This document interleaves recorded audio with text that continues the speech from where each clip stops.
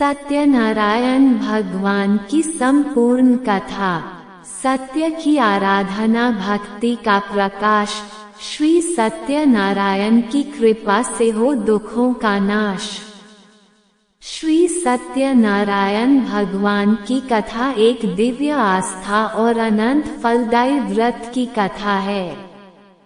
इस कथा का श्रवण और पूजन करने से जीवन में सुख, समृद्धि, शांति और आध्यात्मिक उन्नति प्राप्त होती है। सत्य और धर्म के प्रतीक भगवान सत्यनारायण की कृपा से हर बाधा दूर होती है और भक्तों की घर में खुशहाली आती है। ये कथा हमें सिखाती है कि सच्चे मन से प्रभु का स्मरण करने वाले को कभी भी किसी संकट का सामना नहीं करना पड़ता और जो भी श्रद्धालु इस कथा को सुनते और विधि पूर्वक पूजन करते हैं उनके सभी मनोरथ सिद्ध होते हैं। इसलिए हम पूरे भक्ति भाव से इस पावन कथा का श्रवण करते हैं और भगवान सत्यनारायण से कृपा की कामना करते हैं। सभी मिलकर प्रेम से बोलिए श्री सत्यनारायण भगवान की जय। कथा से पहले हम सब भगवान सत्यनारायण का ध्यान करते हैं, जिनका स्वरूप शांति से पूर्ण है, जो शेष नाग पर चयन करते हैं और जिनकी नाभि में कमल है। वे देवताओं के ईश्वर हैं, जो समस्त संसार का आधार है, जो आकाश के समान असीमित हैं, जिनका रंग मेघ अर्थात बादलों के समान है और जिनका रूप शुभ है। पौराणिक कथा के अनुसार एक समय की बात है, नैमिषारण्य तीर्थ में शन की 88,000 ऋषियों ने श्री सूत जी से पूछा, हे प्रभु, इस कलयुग में वेद विद्या रहित मनुष्य को प्रभु भक्ति किस प्रकार मिल सकती है तथा उनका उद्धार कैसे होगा। हे मुनि श्रेष्ठ, कोई ऐसा तप बताए जिससे थोड़े समय में ही पूर्ण फल मिले और मनोवांछित फल भी मिल जाए। इस प्रकार की कथा सुनने की हम इच्छा रखते हैं। सर्वशास्त्रों के ज्ञाता श्री सूत जी बोले हैं, वैष्णवों में पूजा आप सभी ने समस्त प्राणियों के हित की बात पूछी है, इसलिए मैं एक ऐसे श्रेष्ठ व्रत को आप सभी को बताऊंगा जिसे नारद जी ने लक्ष्मी नारायण जी से पूछा था और स्वयं लक्ष्मीपति ने मुनि श्रेष्ठ नारद जी से इस कथा को कहा था। आप सब इसे ध्यान से सुनिए। एक समय की बात है, योगी राज नारद जी दूसरों की हित की इच्छा लिए अनेकों लोगों में घूमते हुए मृत्यु लोक में आ पहुँचे। यहाँ उन्होंने अनेक योनियों में जन्मे प्रायः सभी मनुष्यों को अपने कर्मों द्वारा अनेकों दुखों से पीड़ित देखा। उनका दुख देख नारद जी सोचने लगे कि कैसा यत्न किया जाए जिसके करने से निश्चित रूप से मानव के दुखों का अंत हो जाए। इसी प्रकार मनन करते हुए वह विष्णु लोक में गए। वहाँ देवों के ईश नारायण की स्तुति करने लगे, जिनके हाथों में शंख, चक्र, गधा और पद्म थे और गले में वरमाला पहने हुए थे। स्तुति करते हुए नारद जी बोले, हे भगवान, आप अत्यंत शक्ति से संपन्न हैं, मन तथा वाणी भी आपको नहीं पा सकती। आपका आदि मध्य तथा अंत नहीं है। निर्गुण स्वरूप सृष्टि के कारण भक्तों के दुख को दूर करने वाले हैं, आपको मेरा नमस्कार है। नारद जी की स्तुति सुनकर विष्णु भगवान बोले हैं, मुनि श्रेष्ठ, आपके मन में क्या बात है? आप किस काम के लिए पधारे हैं, उसे निसंकोच कहिए। इस पर नारद मुनि बोले कि मृत्युलोक में अनेक योनियों में जन्मे मनुष्य अपने कर्मों के द्वारा अनेकों दुख से दुखी हो रहे हैं। हे नाथ, आप मुझ पर दया रखते हैं तो बताए कि वो मनुष्य थोड़े प्रयास से ही अपने दुखों से कैसे छुटकारा पा सकते हैं। तब भगवान श्री हरि बोले हैं, नारद, मनुष्यों की भलाई के लिए तुमने बहुत अच्छी बात पूछी है, जिसके करने से मनुष्य मुंह से छूट जाता है। वह बात मैं तुमसे कहता हूँ, उसे ध्यान पूर्वक सुनो। स्वर्ग लोक व मृत्यु लोक दोनों में एक दुर्लभ उत्तम व्रत है, जो पुण्य देने वाला है। आज प्रेम वश होकर मैं उसे तुमसे कहता हूँ। श्री सत्यनारायण भगवान का ये व्रत अच्छी तरह विधान पूर्वक करके मनुष्य तुरंत ही यहाँ सुख भोग कर मरने पर मोक्ष पाता है। श्रीहरि के वचन सुनकर नारद जी बोले हैं, प्रभु, उस व्रत का फल क्या है और उसका विधान क्या है? यह व्रत किसने किया था? इस व्रत को किस दिन करना चाहिए? सभी कुछ विस्तार से बताइए। नारद जी की बात सुनकर श्रीहरि बोले, दुख और शोक को दूर करने वाला, ये सभी स्थानों पर विजय दिलाने वाला है। मानव को भक्ति और श्रद्धा के साथ शाम को श्री सत्यनारायण भगवान की पूजा धर्मपरायण होकर ब्राह्मणों व बंधुओं के साथ करनी चाहिए। भक्ति भाव से ही नैवेद्य, केले का फल, घी, दूध और गेहूं का आटा सवाया लें। गेहूं के स्थान पर साठी का आटा, शक्कर तथा गुड़ लेकर और सभी भक्षण योग्य पदार्थों को मिलाकर भगवान का भोग लगाएं। ब्राह्मणों सहित बंधु बांधव को भी भोजन कराएं। उसके बाद स्वयं भोजन करें। भजन कीर्तन के साथ भगवान की भक्ति में लीन हो जाए। इस तरह से सत्यनारायण भगवान का ये व्रत करने पर मनुष्य की सारी इच्छाएं निश्चित रूप से पूरी होती है। इस कलिकाल अर्थात कलयुग में मृत्युलोक में मोक्ष का यही एक सरल उपाय बताया गया है। इस प्रकार से श्री सत्यनारायण व्रत कथा का प्रथम अध्याय संपूर्ण हुआ। आप लोग बड़ी श्रद्धा और प्रेम से बोलिए, श्री सत्यनारायण भगवान की जय। श्रोताओं, अब दूसरा अध्याय सुनिए। सूत जी बोले हैं, ऋषियों, जिसने सबसे पहले इस व्रत को किया था, मैं उसका इतिहास कहता हूँ। इसे ध्यान से सुनो। सुंदर काशीपुरी नगरी में एक अत्यंत निर्धन ब्राह्मण रहता था।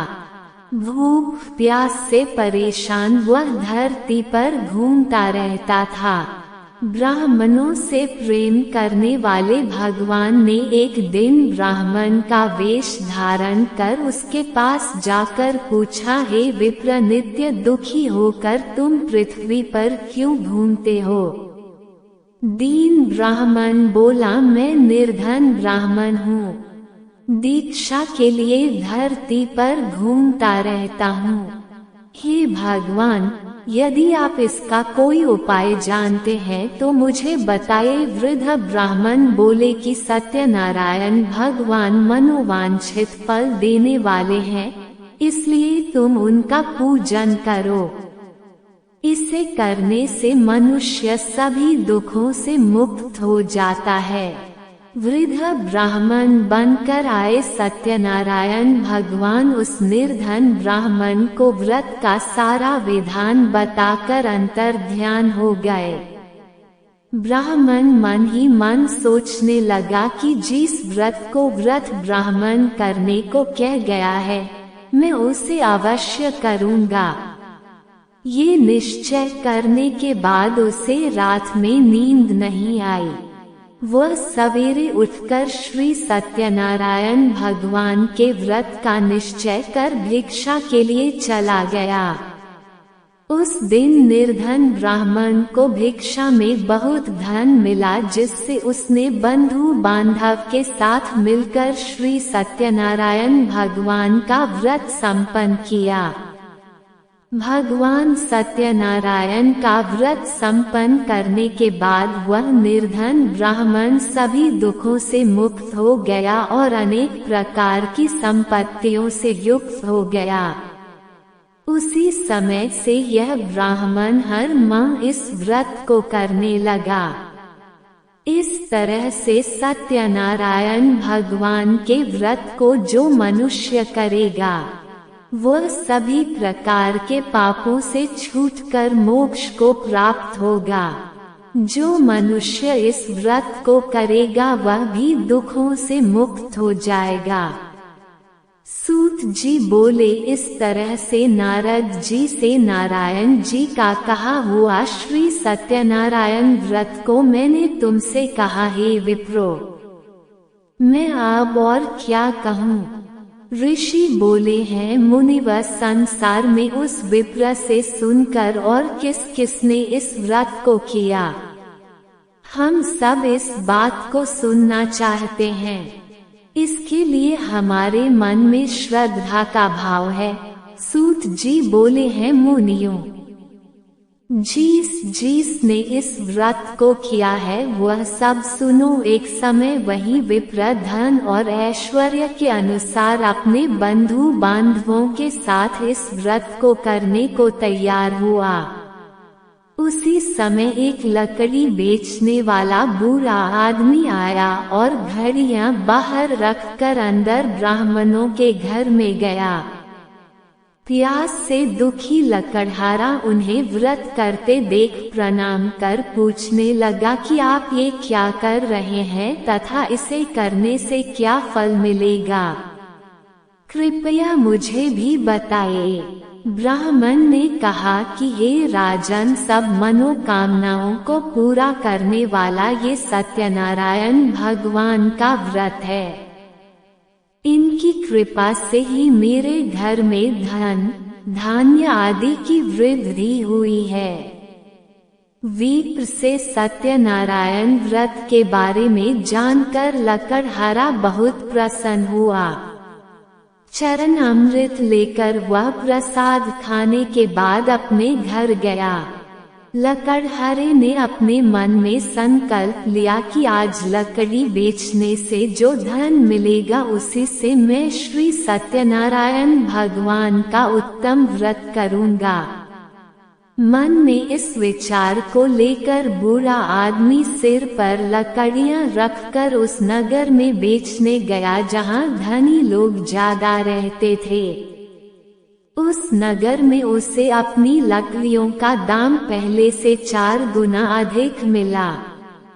बूढ़ा प्रसन्नता के साथ दाम लेकर के लिए शक्कर, घी, दूध, दही और गेहूं का चूर्ण इत्यादि सत्यनारायण भगवान के व्रत की कुल सामग्रियों को लेकर अपने घर गया। फिर उसने अपने परिवार जनों को बुलाकर विधि के साथ भगवान का पूजन और व्रत किया। उस व्रत के पुण्य प्रभाव से वह बूढ़ा लकड़हारा धन, पुत्र आदि से युक्त हुआ और संसार के समस्त सुख भोग कर अंत में वैकुंठ लोक को चला गया। श्री सत्यनारायण भगवान की जय। श्री सत्यनारायण व्रत कथा का दूसरा अध्याय समाप्त। प्रिय श्रोताओं, अब सुनिए तीसरा अध्याय। श्री सूत्र जी बोले, हे श्रेष्ठ मुनियों, अब आगे की कथा कहता हूँ, सुनो। पहले समय में उल्कामुख नाम का एक बुद्धिमान राजा रहा करता था। वह सत्यवक्ता और जितेंद्रिय था। प्रतिदिन देव स्थानों पर जाता और गरीबों को धन देकर उनके कष्ट दूर करता था। उसकी पत्नी कमल के समान मुख वाली और सत्य साध्वी थी। पुत्र प्राप्ति के लिए भद्रशिला नदी के तट पर उन दोनों ने सत्यनारायण भगवान का व्रत किया। उस समय वहां एक साधु नामक वैश्य आया। उसके पास व्यापार के लिए बहुत सारा धन था। वह नाव को किनारे पर ठहराकर राजा के पास आ गया और राजा को व्रत करते देखकर विनय के साथ पूछने लगा, है राजन, भक्ति युक्त चित्त से ये आप क्या कर रहे हैं? मेरी सुनने की इच्छा है, सो आप मुझे ये बताइए। तब राजा बोला, हे वैश्य, अपने बांधवों के साथ पुत्र आदि की प्राप्ति के लिए यह महाशक्तिवान सत्यनारायण भगवान का व्रत और पूजन में कर रहा हूँ। राजा के वचन सुनकर साधु आदर से बोला, है राजन, मुझसे भी इसका सब विधान कहो।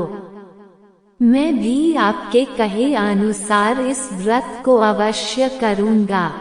मेरी भी कोई संतान नहीं है और मुझे विश्वास है कि इस व्रत के करने से निश्चय ही मुझे संतान प्राप्ति होगी।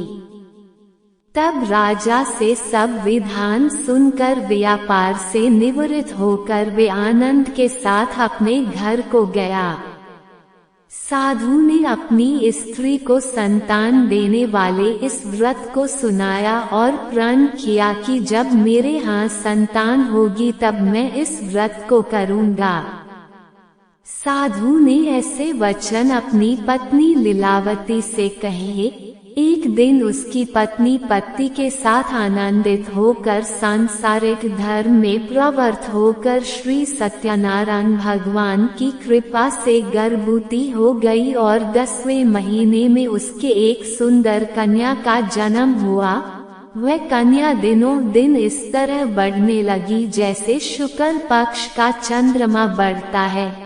कन्या का नाम कलावती रखा गया। तब लीलावती ने मीठे शब्दों में अपने पति से कहा कि स्वामी, जो आपने संकल्प लिया था कि मैं संतान होने पर सत्यनारायण भगवान का व्रत करूंगा, अब आप उसे करिए। साधु बोला, हे प्रिय, इसके विवाह पर करूंगा। इस प्रकार अपनी पत्नी को आश्वासन देकर वे नगर को चला गया। अब कलावती अपने पिता के घर में रहकर बड़ी हो रही थी। एक दिन साधु ने जब नगर में सखियों के साथ अपनी पुत्री को देखा तो तुरंत दूत को बुलाकर कहा कि पुत्री के लिए कोई स्वयोगी वर देख कर लाओ। साधु की आज्ञा पाकर दूत कंचे नगर पहुंचा और वहां पर बहुत खोज कर बहुत देखभाल कर कन्या के लिए स्वयोगी वर एक पुत्र को ले आया।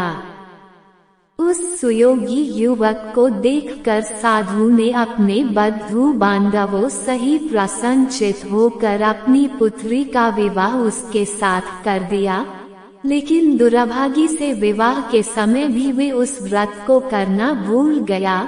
श्री सत्यनारायण भगवान क्रोधित हो गए और साधु को श्राप दे दिया कि तुम्हें दारुण दुख प्राप्त होगा। अपने कार्य में कुशल साधु वैश्य अपने जामाता सहित समुंदर के समीप स्थित रत्नपुर नगर में गया और वहां दोनों ससुर जमाई चंद्रकेतु राजा के उस नगर में व्यापार करने लगे।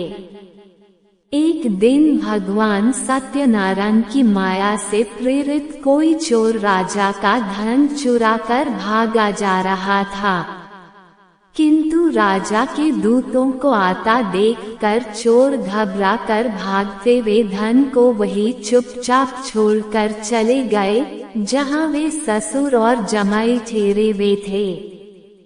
जब दूतों ने उन साधु वैश्य के पास राजा के धन को रखा हुआ देखा तो वे उन्हीं को चोर समझकर दोनों को बांध कर ले गए और राजा के पास जाकर बोले, हे राजन, ये दो चोर हम पकड़ कर लाए हैं, देखकर आज्ञा दीजिए। राज्य की आज्ञा से उनको कठोर कारावास में डलवा दिया गया और उनका सब धन भी छीन लिया गया। सत्यनारायण भगवान के श्राप के कारण साधु वैश्य की पत्नी और पुत्री भी इधर घर में बहुत दुखी रहने लगी।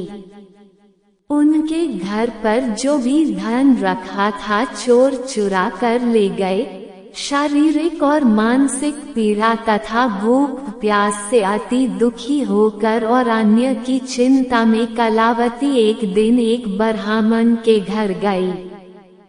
वहां उसने सत्यनारायण भगवान का व्रत होते देखा।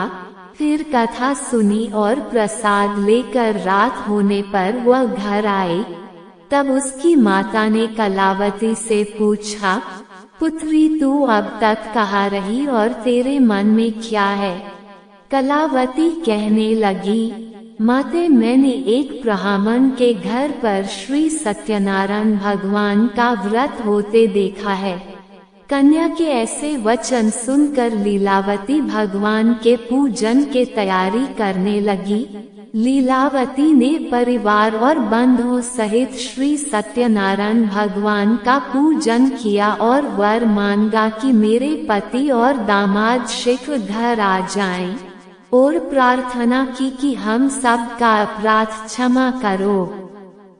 सत्यनारायण भगवान इस व्रत से संतुष्ट हो गए और राजा चंद्रकेतु को स्वप्न में दर्शन देकर कहा, हे राजन, तुमने जिन दोनों वैश्यों को बंदी बना रखा है वे निर्दोष है, उन्हें प्रातः ही छोड़ दो और उनका सब धन जो तुमने ले लिया है उसे वापस लौटा दो, नहीं तो मैं तेरा धन राज्य पुत्र आदि सब नष्ट कर दूंगा।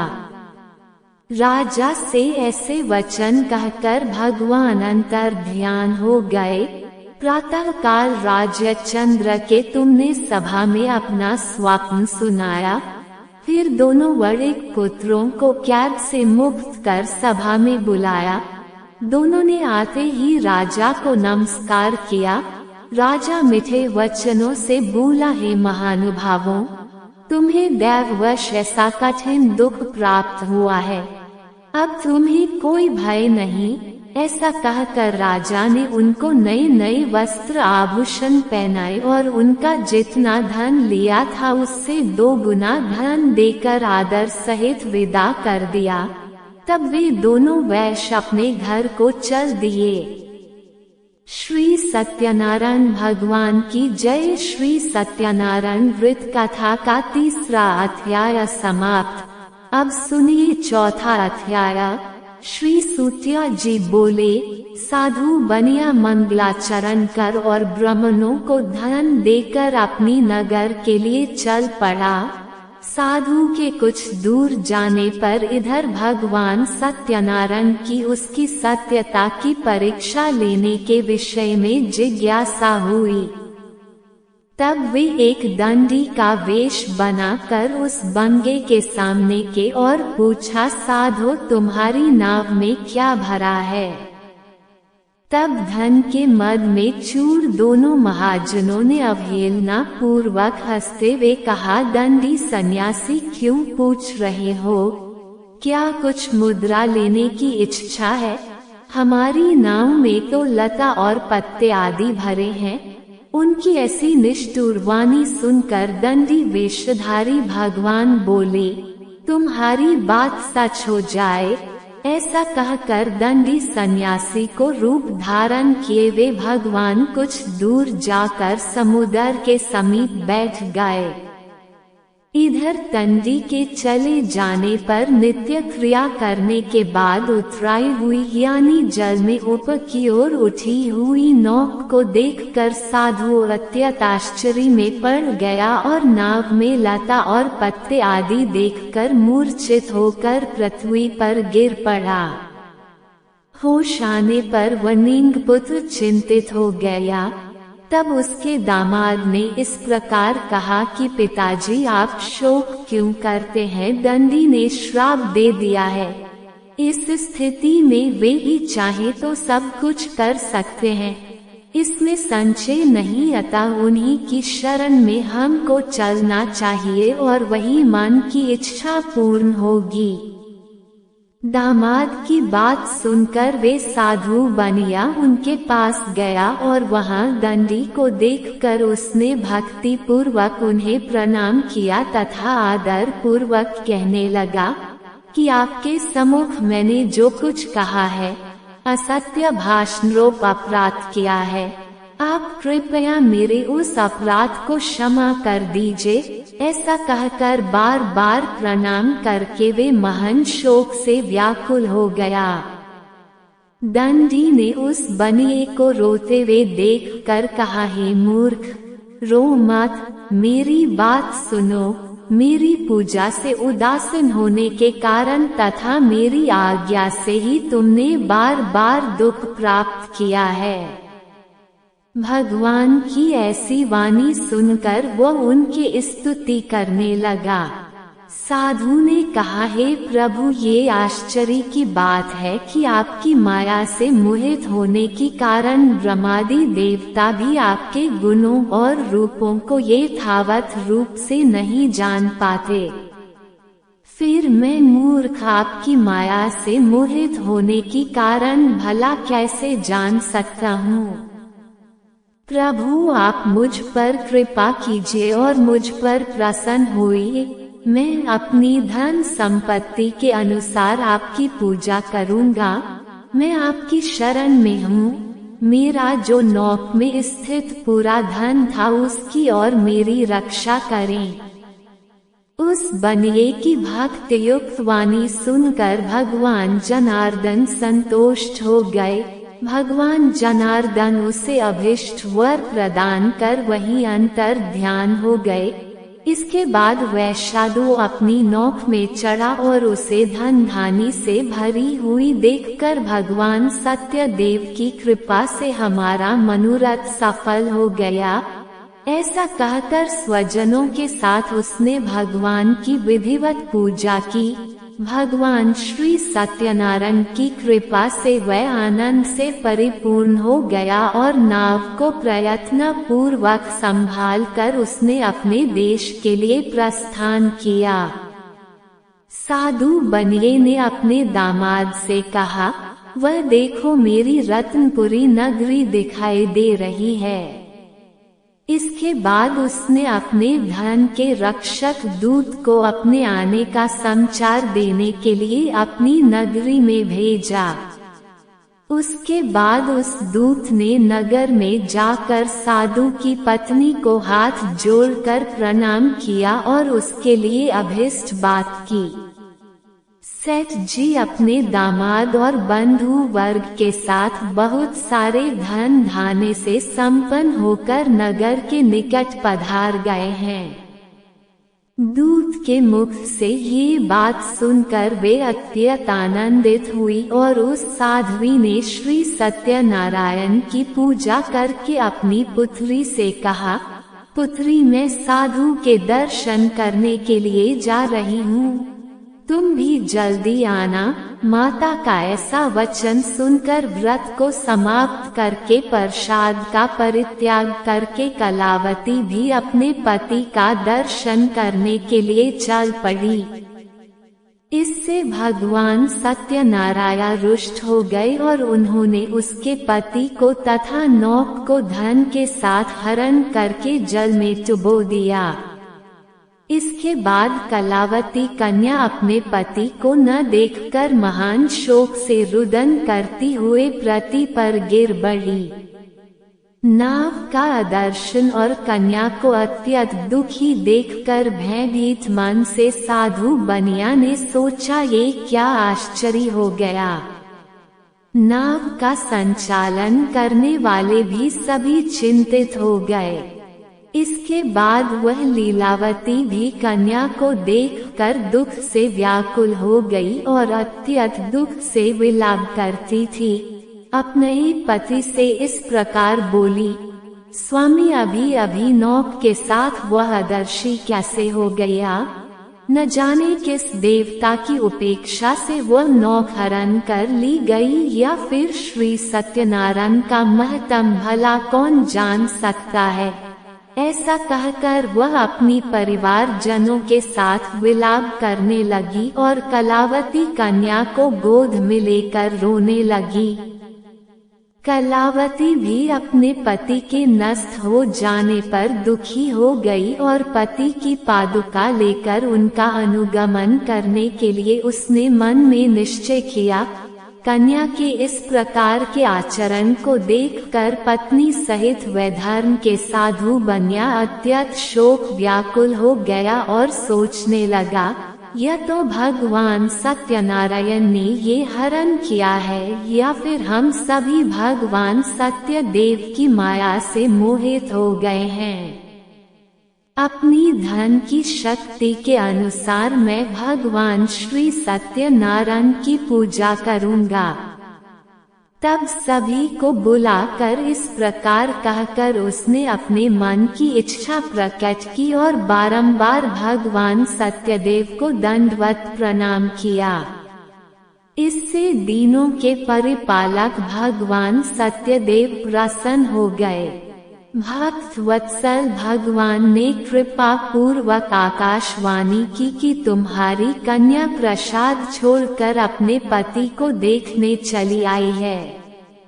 निश्चय ही इस कारण उसका पति अदृश्य हो गया है।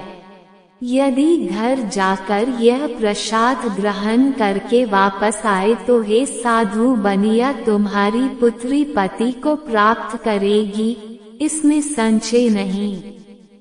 कलावती ने भी ये दिव्य आकाशवाणी सुनी तो वह शीघ्र ही अपने घर गई और उसने प्रसाद ग्रहण किया।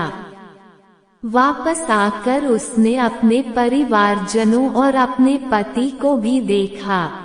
तब कलावती कन्या ने अपने पिता से कहा कि पिताजी अब तो घर चलिए, देरी क्यों कर रहे हैं। कन्या की बात सुनकर वनिक पुत्र संतुष्ट हो गया और विधि विधान से भगवान सत्यनारायण का पूजन करके धन तथा बंधु बांधवों के साथ अपने घर को गया। इसके बाद पूर्णिमा और संक्रांति पर्व पर भगवान सत्यनारायण का पूजन करते हुए इस लोक में सुख भोग कर अंत में वह सत्यपुरा वैकुंठ लोक को चला गया। प्रेम से बोलिए श्री सत्यनारायण भगवान की जय। श्री सत्यनारायण भगवान व्रत कथा का चौथा अध्याय समाप्त। अब सुनिए पांचवा अध्याय।